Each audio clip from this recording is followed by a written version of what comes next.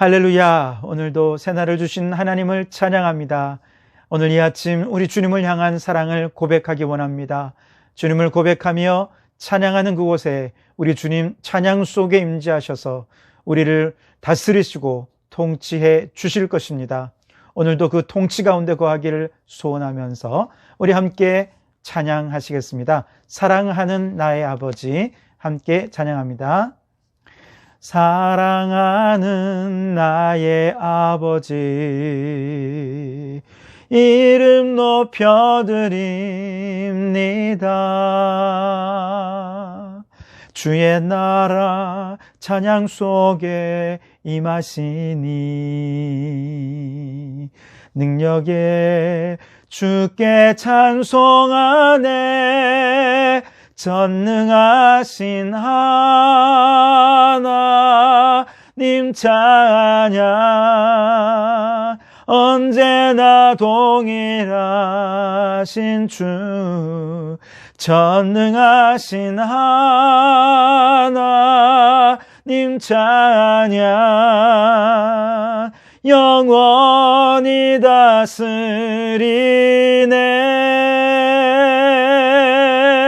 나 주의 이름 높이리,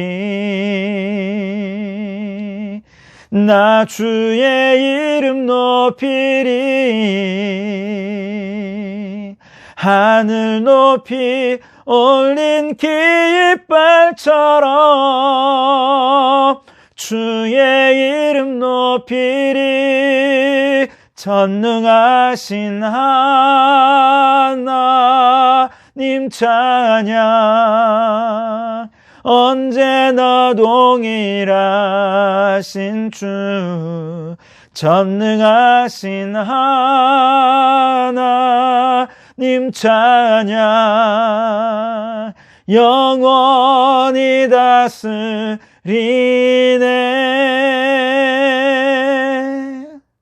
아멘. 오늘도 그 다스림 속에서 주님의 은혜로 살아가는 성도들이 되시기를 바랍니다. 오늘 이 아침 우리에게 주시는 하나님의 말씀은 사도행전 16장 1절에서 5절까지 말씀입니다. 제가 봉독해 드리겠습니다.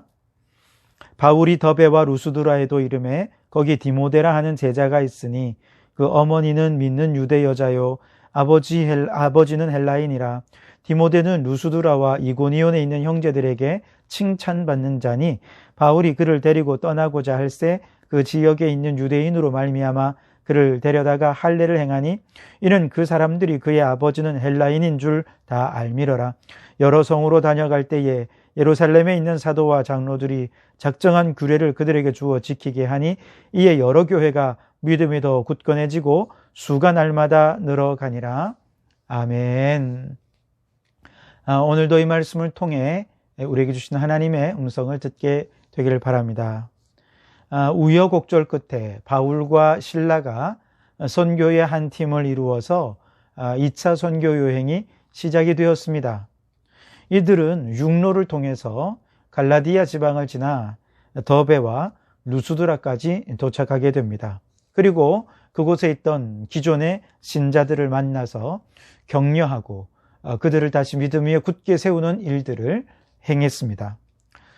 이미 지난번에 우리가 함께 나누었듯이 이 루스드라라고 하는 지방은 이고니온에서 온 유대인들이 바울이 돌에 맞아 죽을 뻔할 정도로 핍박을 아주 심하게 했던 도시가 바로 루스드라였습니다.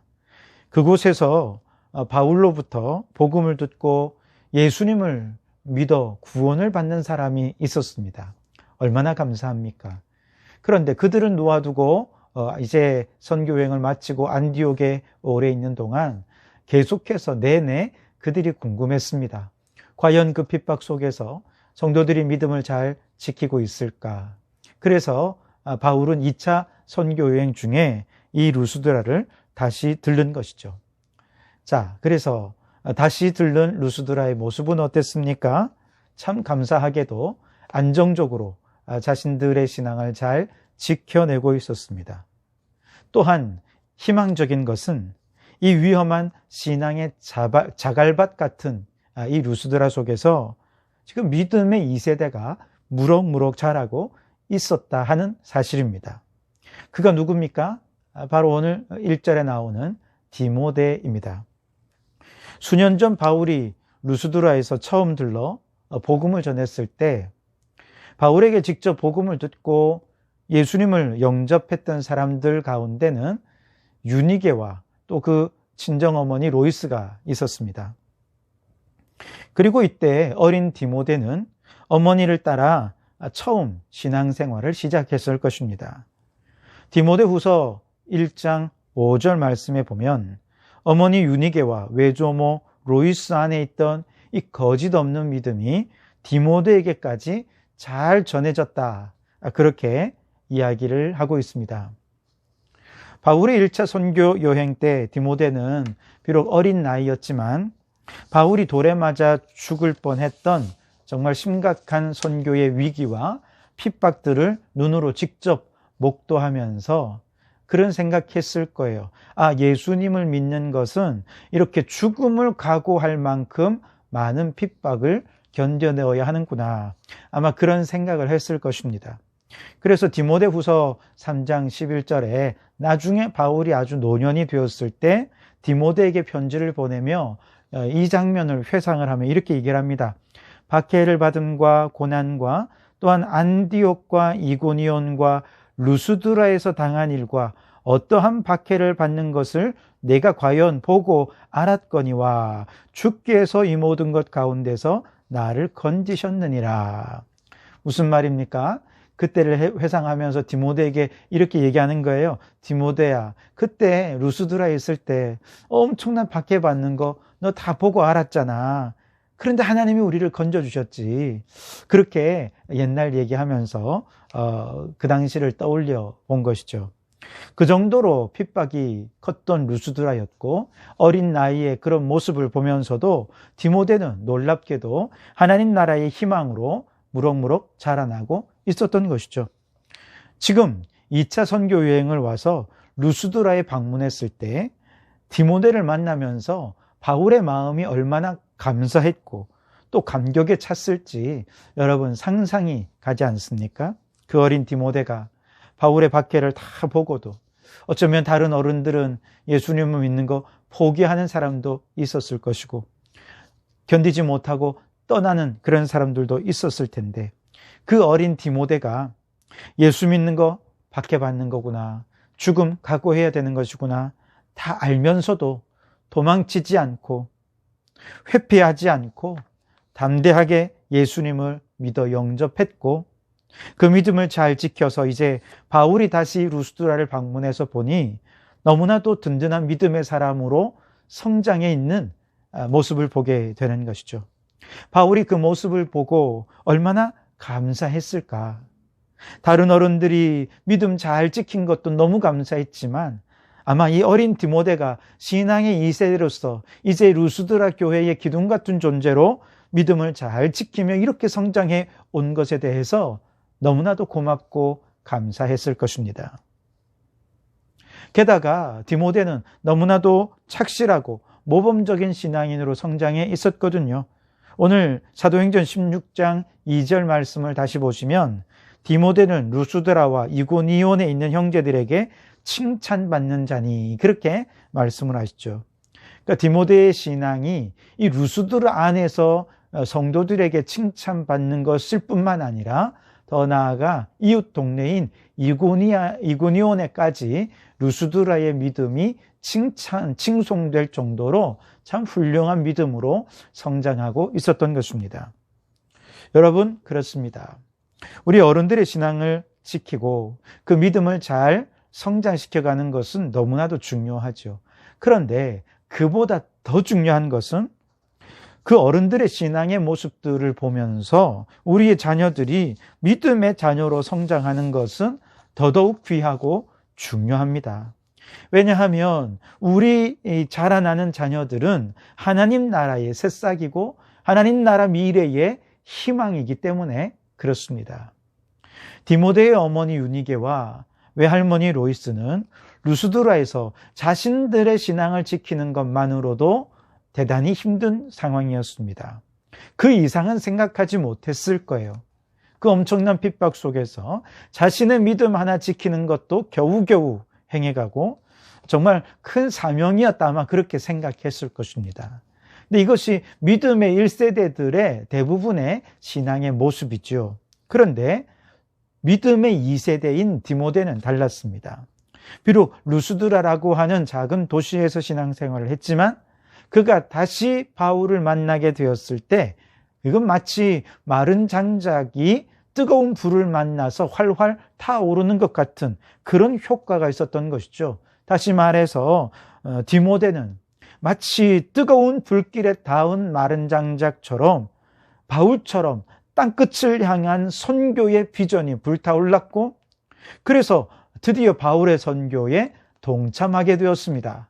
3절 말씀에 보면 바울이 그를 데리고 떠나고자 할세 그렇게 얘기하죠. 바울의 2차 선교 여행에 이때부터 디모데가 함께 동참했다는 것이죠. 마치 예수님께서 베드로에게 나를 따르라 말씀하셨을 때 그가 모든 그물을 버려두고 예수님을 따랐던 것처럼 세리 마태를 향해 예수님께서 나를 따르라 말씀하셨을 때 두말하지 않고 즉시로 일어나 주님을 따랐던 것처럼 디모데는 즉시로 바울의 부름을 받고 아멘 하며 선교 여정에 동참하여 선교의 동력자가 된 것입니다. 디모데가 얼마나 이 선교에 진심이었고 또한 열정적이었는지 단순히 충동적으로 참여한 것이 아니라 지금 이 사역이 그에게 얼마나 큰 꿈이고 비전이었는지를 생각해 보면 이런 에피소드가 나옵니다. 디모데의 아버지가 헬라인이었잖아요. 그러니 디모데는 아직 할례를 받지 않았습니다. 그렇기 때문에 바울이 디모데에게 우리를 아는 유대인들에게도 복음을 전해야 되니 네가 할례를 좀 행했으면 좋겠다. 이렇게 얘기하자 디모데는 적극적으로 그것을 수용합니다. 왜냐하면 그는 할례로 있든지 무할례로 있든지 그에게 그게 중요한 것이 아니라 어떤 상태이든지 복음만 전해질 수 있다면 나는 상관없다. 이렇게 생각을 했던 것이죠. 기쁘게 할례를 받고 선교 사역을 감당할 정도로 그는 지금 이 선교에 동참하는 것에 진심이었고 또 그의 꿈이 이렇게 루스드라를 넘어 전 세계로 확장되어 가는 것이 얼마나 크고 감사하고 또 귀한 일인지를 그가 깨닫고 참여했다는 것이죠. 자, 이렇게 전심을 다해서 큰 꿈을 품고 선교 사역에 동참했을 때 오늘 5절 말씀에 그 결과 어떻게 됩니까? 이에 여러 교회가 믿음이 더 굳건해지고 수가 날마다 늘어가니라. 아멘. 참 아름다운 선교의 열매가 맺혀진 것을 보게 됩니다. 어쩌면 바울의 입장에서 보면 디모데가 참여함으로 천군 만마를 얻은 것일 것과 같은 것입니다. 아마 선교의 사역에 날개를 달았다고 해도 과언이 아닐 것입니다. 자, 여러분, 바로 이 디모데를 보며 어떤 생각을 하십니까? 하나님 안에서 오늘 우리들의 꿈과 비전은 참 소박하죠. 그저 우리의 믿음과 신앙 지켜내는 것, 그것만 해도 대단한 일이라고 지금 생각하고 있지 않습니까? 겨우 조금 더 하면 교회를 위해 조금 봉사하고 또 선교비를 내어서 해외에 있는 선교사님을 돕기도 하고 그 정도까지는 할 수 있겠죠. 그러나 우리의 꿈과 또 그릇의 범위는 참 자그마합니다. 그런데요, 우리의 자녀들을 믿음 안에서 잘 키워내면 우리가 신앙생활을 했던 것의 2배, 3배, 아니 그 이상 상상할 수 없는 분량의 그릇으로 우리의 자녀들이 하나님 나라의 크고 위대한 일들을 감당해내는 일꾼으로 성장할 수 있을 것입니다. 그렇기 때문에 우리의 자녀들은 하나님 나라의 미래고 희망이라 그렇게 말할 수 있는 것이죠. 어제도 말씀드렸듯이 하나님 나라의 일꾼 한 사람을 키워내는 것은 선교를 위해 수많은 기적을 행하는 것만큼, 아니 그보다 훨씬 더 중요한 일입니다. 선교를 위해 다양한 프로그램을 행하는 것 중요하지만 정말 중요한 것은 한 사람의 일꾼을 길러내는 것이죠. 특별히 그 길러내는 한 사람이 하나님의 자녀, 우리의 자녀들이라고 한다면 얼마나 고맙고 감사한 일이겠습니까? 바로 그들을 통해서 선교의 지경이 넓어지고 상상할 수 없는 선교의 열매를 맺을 수 있게 될 것입니다. 그러므로 여러분, 오늘 나보다 우리의 자녀들이 예수님을 더 잘 믿도록 기도해 주시기 바랍니다. 나보다 우리의 자녀들의 하나님 나라의 꿈과 비전이 더 넓고 더 원대할 수 있도록 우리 자녀들을 위해 기도해 주시기 바랍니다. 그래서 우리의 신앙을 훨씬 뛰어넘어서 위대한 하나님의 사람으로 하나님께 쓰임받을 수 있도록 우리의 자녀들을 신앙으로 양육하는 일에 힘쓰고 헌신해 주시기를 주님의 이름으로 축원합니다. 기도하시겠습니다. 하나님 아버지, 오늘 이 말씀을 통해 다시 한 번 더 한 사람의 귀중함을 깨닫게 하시니 감사합니다. 특별히 하나님 나라에 부름받은 한 사람이 오늘 우리 자녀가 될 수 있도록 우리 가정이 디모데 가정처럼 믿음으로 자녀를 가르치고 양육하는 믿음의 학교가 되게 해 주시옵소서. 우리 자녀들을 디모데처럼 견실한 믿음의 사람으로 세워주시되 바울과 같이 꿈과 비전에 불을 붙여줄 수 있는 좋은 신앙의 스승 만나게 해주셔서 하나님 나라의 뜨거운 열정으로 쓰임받는 큰 그릇 되게 해 주시옵소서. 예수님 이름으로 기도하옵나이다. 아멘.